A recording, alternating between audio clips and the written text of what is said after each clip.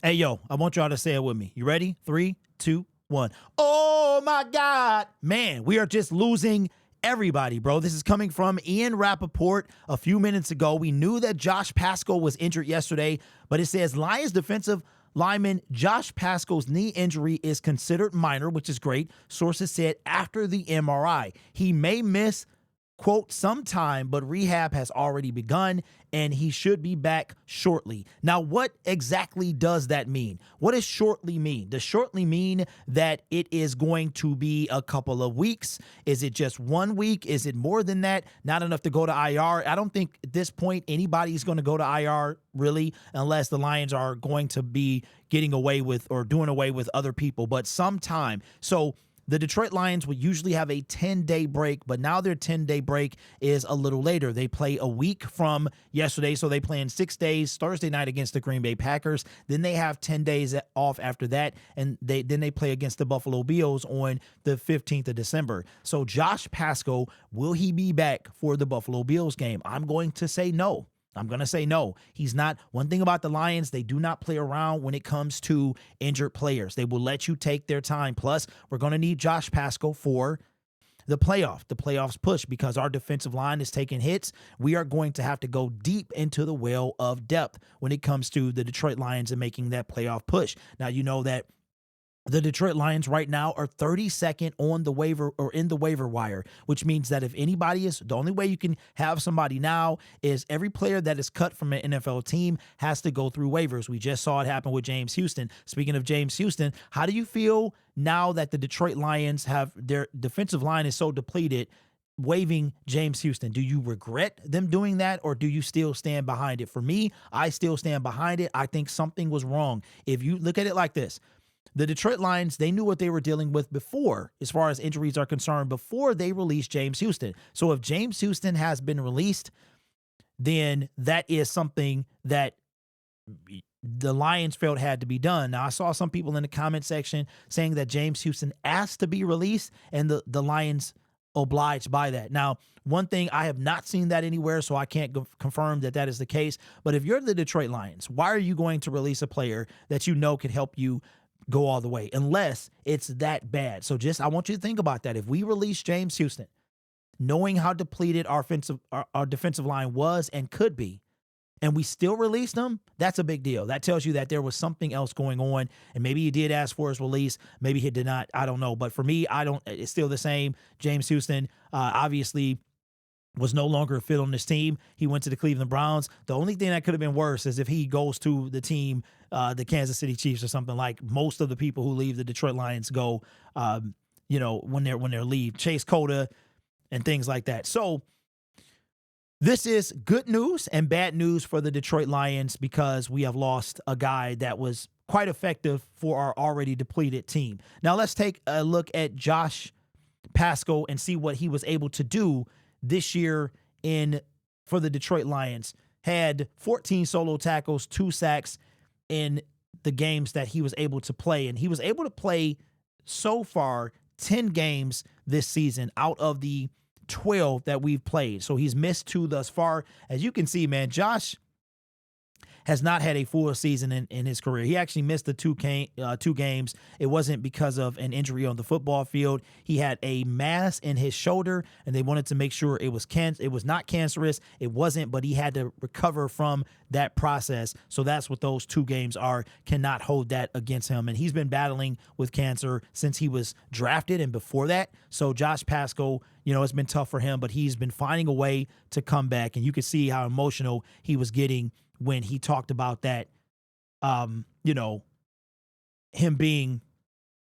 battling cancer and being able to come back. I mean, just look, anybody that can do that is big in my book, because that is extremely difficult to do. I can only imagine. I don't know firsthand, but I can only imagine. But I did see this, and this is going to be a long shot, but I did see something. Before we get into this player that I'm going to talk about, the Detroit, I really, truly believe, I'm going to talk this thing into existence, that the Lions are going to sign Jason Pierre-Paul.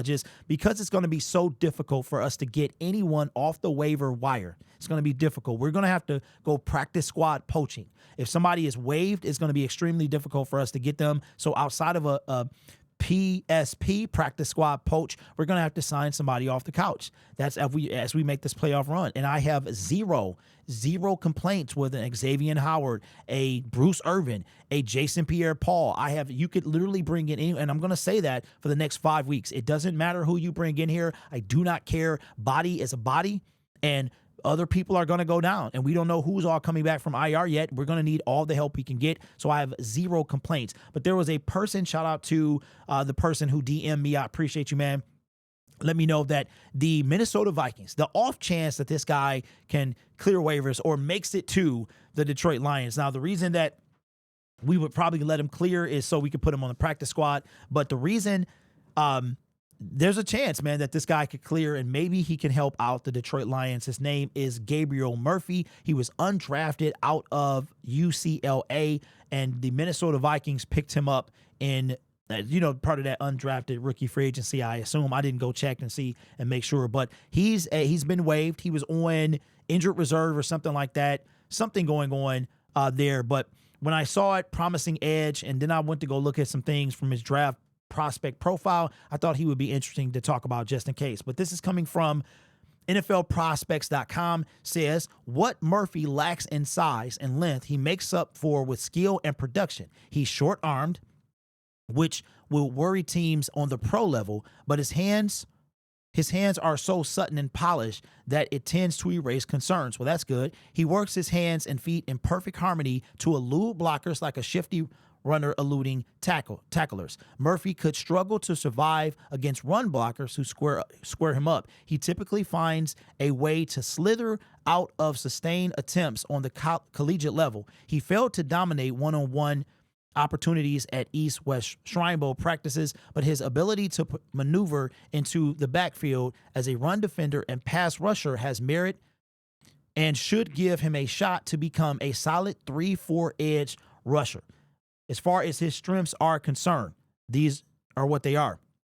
Strengths. Let me make sure you guys can see all of it. There it is. Says slick arm over allows him to bypass run blocks at point of attack. Very technically sound use of hands in taking on the block. Has a talent for exploiting move blocks and finding the backfield. Stays low and fast and charging up to the top of the rush. Can mismatch guards as a stand-up or reduce rusher. Works quickly off the blocker to bring down quarterback. Well, that's good. Instinctive, getting to counter moves without losing momentum. Those are all good things. Well, what about them weaknesses, though? Let's take a look. Not as many weaknesses as strengths. Weaknesses are below average size with limited wingspan for the position. Well, that would be Mekhi Wingo. Struggles to free himself from contained blocks on outside shoulder. Doesn't play with lateral burst to cut off backside cutback lanes. Rarely inspires fear with speed to power rush down the middle. That's hilarious. And bursts to close out the quarterback feels a little inconsistent. Well, you know what? I'm not tripping about all that because two things. One, he's got to clear waivers.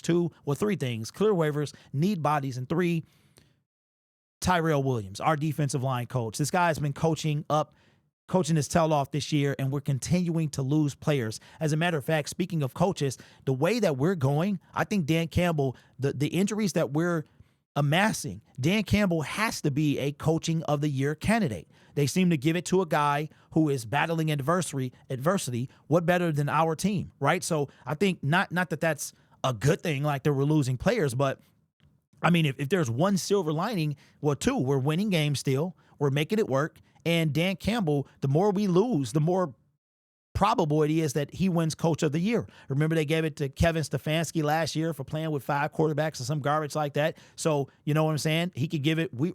Dan Campbell has to got his odds to win Coach of the Year is steadily going up. We lose Malcolm Rodriguez for the season. Josh Paschal is out for, quote, some time, which could be anywhere. It could be a couple of things. And like I said, we know we're making the playoffs.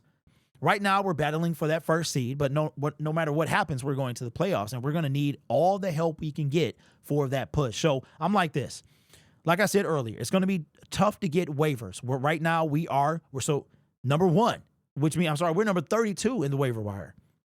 We are going to have to poach or sign people off the couch. And if people like Gabriel Murphy are not an option, then we need to wind up poaching someone off the couch because that is something that we're going to have to do. Let me see real quick if I can find his ESPN, because I don't think he's played in any games. I was able to do that on the fly. That's what's up. Let me see if he's played in any games this season. I don't think that he has, because like I said, I believe he was on IR or something like that, and it's come off IR and been released. So I don't know how healthy he is and stuff like that. So we shall see. But let me know your thoughts in the comments below. Again, you're not going to hear a single complaint from me when it comes to anyone that we bring in. And I do mean anyone. I'm going to keep saying that. I'm going to keep stressing that I don't care. A body is a body, and we need all the help we can get. If we run, you got to understand, if we run to the Super Bowl and we get a bye week, that's 23 games,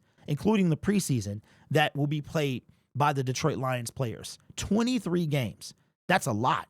That is a lot. So we need all the help we can get.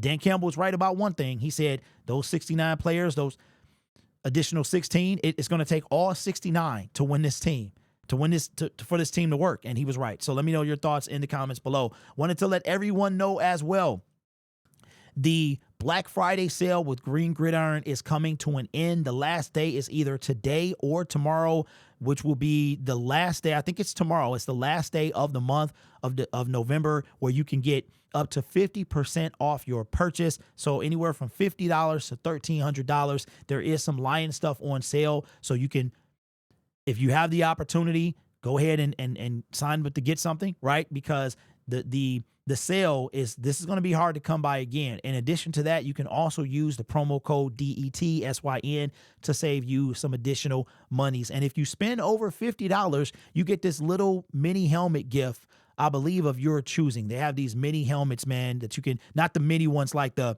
mini helmets, but I forgot what it's called, but it's this little itty bitty helmet, kind of like part of that collection that you get when you can get all 32 and they're super small. You'll get one if you order $50 or more. So consider doing that. You can also use a payment plan as well. I believe they use Affirm or something like that. If you want to do something, you don't want to spend all the money all at one time, you can use Affirm to get that. All right. So consider doing that as the Lions make their push for the playoffs. This channel is made possible by viewers, subscribers, and members just like you. You could be anywhere else on YouTube, but you choose to rock with me. You guys are awesome. Take care of yourself and each other. And as always, go Lions. I still think we're winning the Super Bowl, but it gets harder every week.